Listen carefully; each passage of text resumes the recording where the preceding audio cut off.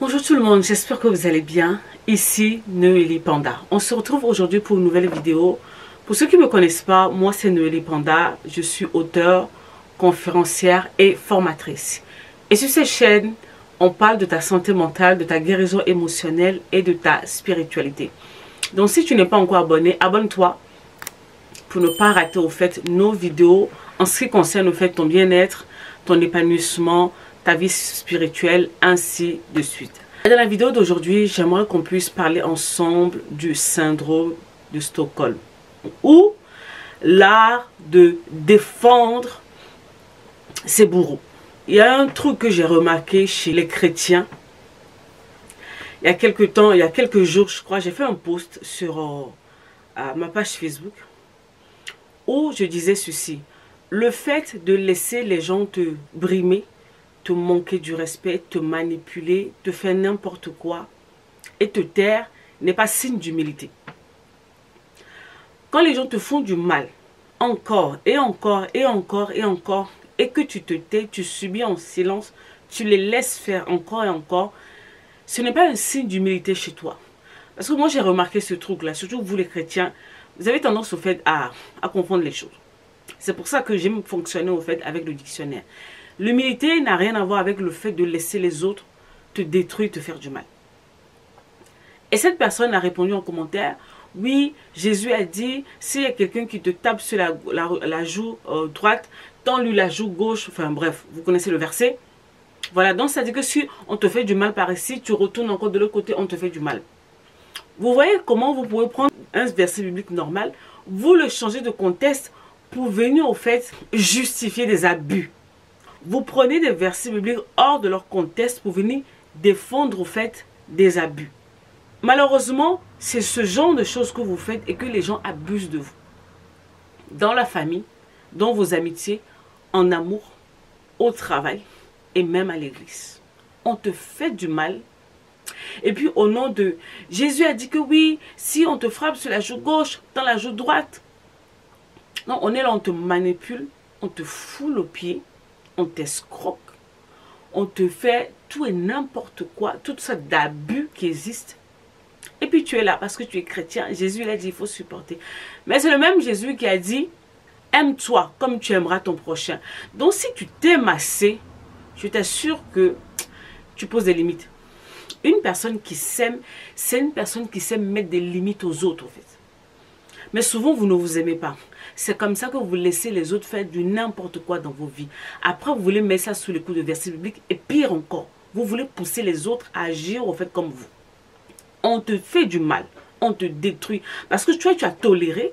Donc, les autres aussi doivent tolérer comme toi. Non, nous autres, au fait, on a été affranchis. On a été affranchis dans le sens où je suis une créature merveilleuse. Et je ne peux pas laisser au fait les autres me détruire. En fait. C'est comme ça que tu peux voir, en fait, un peuple qui est dans la servitude, qui est dans des choses qui sont mauvaises, qui ne sont pas bien pour lui, qui n'arrivent pas à bouger. Parce qu'ils vont se dire, oui, Dieu a dit, il faut honorer les autorités, il faut faire ceci, il faut faire cela. À chaque fois, à chaque moment, vous sortez les versets bibliques de leur contexte pour en faire ce que vous voulez, pour tolérer le mal, en fait. Moi, je ne sais pas quel genre de Dieu que vous avez rencontré, et tout ce qu'il vous demande, au fait, ce sont les choses qui vous détruisent. Parce que pour moi, je me pose la question si on lit la même Bible. Vous voyez seulement un Dieu qui vous demande à ce que les autres vous détruisent. Donc, toi, Dieu t'a mis dans ce monde-là. Il a investi en toi. Il a mis plein de trucs pour que tu te laisses détruire. Au nom de la spiritualité, au nom de ce que tu es chrétien. Les gens, c'est pas sérieux au fait ce que vous faites. Quand vous voulez lire la Bible, lisez la Bible dans son entièreté et surtout vous avez un cerveau pour discerner les choses.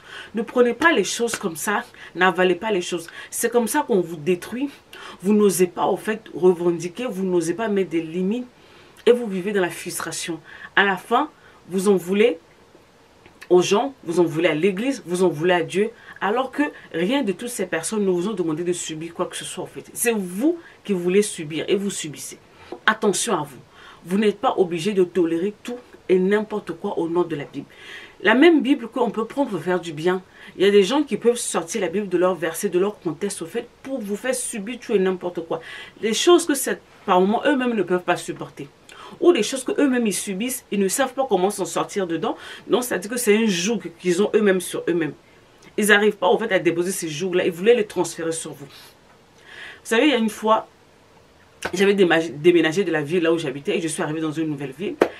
Et j'avais une église dans la ville, au fait, où je voulais partir. Et j'ai vu que, en fait, dans l'église là-bas, il faut que les femmes attachent le foulard sur la tête. Moi, dès que j'ai vu ça, j'ai fait demi-tour. Pourquoi? Parce que moi, Noélie, personnellement, je n'aime pas les contraintes qui n'ont pas de sens, en fait. J'ai été affranchie de beaucoup de choses. Et je ne me vois pas aller mettre un jour dans le sens où, pour que j'aille prier dans un endroit, il faut que ma tête soit absolument attachée, au fait, pour que je puisse prier. Alors que la parole de Dieu me dit, au fait, que depuis que Jésus est mort, le voile était déchiré, l'accès est libre. Qu'est-ce que mon foulard vient faire dans cette histoire, en fait? Pour que je puisse prier, je dois avoir un foulard sur ma tête. Non, c'est moi pour moi. Je parle de moi, je ne l'impose à personne. Chacun a ses convictions personnelles. Si tu vas attacher ton foulard, attache ton foulard. Mais n'en fais pas une doctrine pour nous, en fait. En toi, moi, personnellement, tu ne m'auras pas. Peu importe le verset que tu vas me citer. Tu ne vas pas réussir à me convaincre. Parce que j'ai été affranchie et Dieu ne m'a pas dit ça, donc je ne le ferai pas. Ne laissez pas les gens utiliser les versets bibliques sortis de leur contexte ou des choses qui ont été dites pour eux, venez calquer ça sur vous. Ça va vous ramener dans les problèmes, en fait. C'est une fausse humilité là qu'on a mis, en fait, dans la chrétienté et qui fait énormément de dégâts dans la vie. Énormément. Cette fausse apparence d'humilité, ça n'a rien à voir. Affirmez-vous. Quand vous apprenez à vous aimer, vous apprenez à vous affirmer. Et c'est à ça, au fait, que Dieu vous appelle, au fait.